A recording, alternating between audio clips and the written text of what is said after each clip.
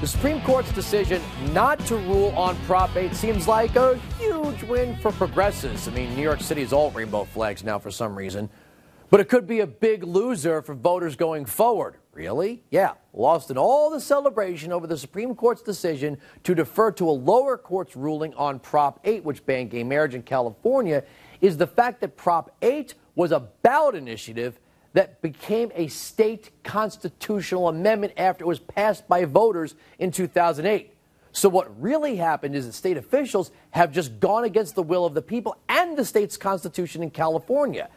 After this ruling, it looks like state officials will just now be able to decide which laws they want to enforce regardless of what voters say.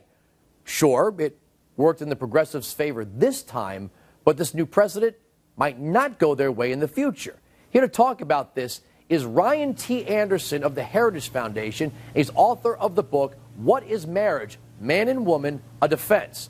All right, I got a quote here from the article you were quoted in from the Washington Times. A writer for Mother Jones magazine named Kevin Drum wrote, "This decision has neither the flavor of justice nor democratic governance, regardless of whether or not I like the outcome." Because some clear-thinking progressives are saying to themselves, well, what about ballot initiatives of the future?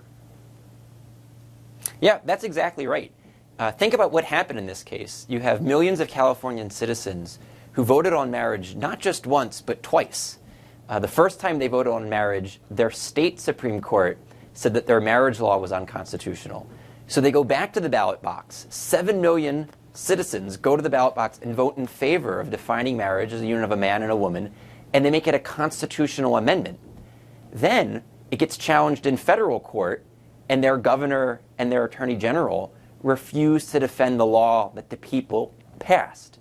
It's really outrageous because it eliminates the check and the balance that is necessary for good constitutional democratic self-government. The people need to be able to check their elected officials, and ballot initiatives was one way of doing this. You know, it's funny. I mean, you could see a not too distant future where you might have a conservative state with a libertarian movement and a pro-gay marriage movement that get together and try to get the state out of the marriage business, get the ballot initiative going, get their way, and just have a governor say, well, if California's governor doesn't have to recognize their ballot initiatives, I don't have to here either. Yeah, in that respect, it really sets a terrible precedent in which elected officials can just ignore the will of the people, especially when the people have spoken at a ballot box with a constitutional amendment. And to the question of, you were suggesting, getting the government out of the marriage business, this just really highlights why government's in the marriage business in the first place. And it's not because the state cares about the love lives of consenting adults. It's not because it cares about romance. The state's interest in marriage is in making sure that every child has a mom and a dad. And if it wasn't for the fact that the union of a man and a woman can produce a child and that every child deserves a mom and a dad, we could take the government out of the marriage business. But because of these realities of the embodied nature of male and female, husband and wife, mother and father, that's what gets the state concerned about marriage. And it's critically important that the state gets marriage right. What we've seen during the past 40 years is as the marriage culture broke down, it's when the welfare state grew. It's when crime started to rise. It's when the prison population increased. It's when social mobility decreased. So everything you could care about, if you care about both limited government and social justice, if you care about the poor and you care about freedom, is better served by getting a man and a woman to commit to each other permanently and exclusively and then take responsibility for their children. That's what marriage always was about up until about 10 years ago. And now we just had the court not let the citizens of California defend their marriage law that wanted to retain that definition. I agree with you 100% on those things, even though I don't see where the government's place is here, because government is force. I mean, law is force.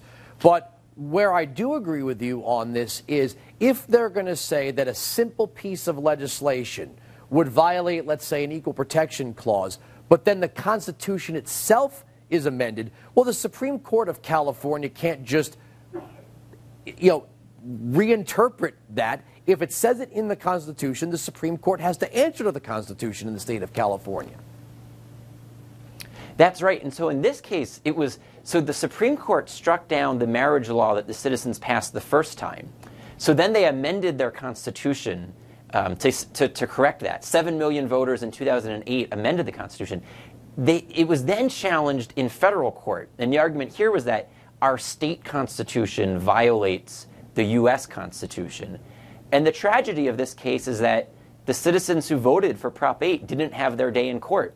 No one represented, no one was judged eligible to represent Prop 8. If marriage is not even mentioned in the Constitution, it is not mentioned as part of the federal authority, and the 10th Amendment is crystal clear, then the states can design marriage to their liking. And in this case, this was not a piece of legislation or even a simple initiative. This was the Constitution of the state of California. You know, Justice Samuel Alito is many conservatives' favorite justice because he's so clear-sighted on this. And he said, the issue before the court was about what is marriage. And he said there are two views of marriage. There's a historic view that marriage is about the union of a man and a woman based on the sexual difference between male and female so that kids have moms and dads.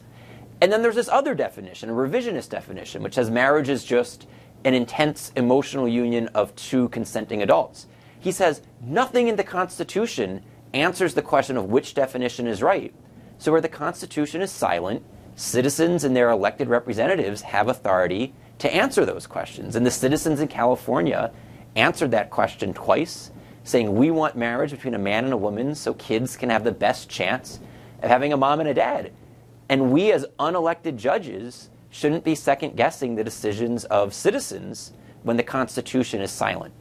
You know, there's another thing here that when you hear about tax benefits, that's not a discussion on gay marriage. That's a discussion on the tax code. If you want to say that same-sex couples are unfairly denied access to federal tax benefits related to marriage, then that's really a discussion on the flat tax, whereas there should be no tax provisions that tax one group of people differently than another group of people because of their marital status. Even though you and I agree that this is the logical unit of building a family and a community, we raise taxes to run the legitimate functions of government, not direct people's behavior.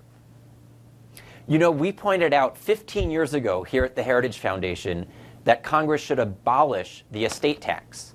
The estate tax was the tax in question for the DOMA case. It was a lesbian couple in New York. One of them passed away. The other one was hit with the estate tax. We've been arguing that you can fix policy problems like a bad tax without redefining marriage.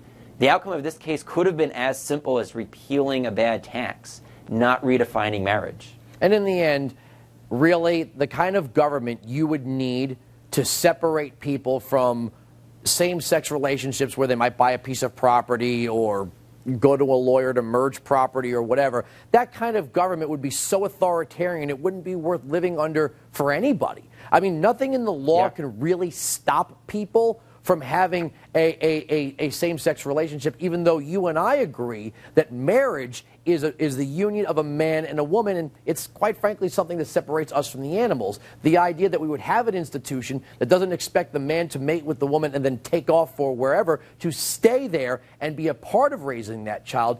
But even if that's what you and I believe, the government can't really do anything about other types of relationships.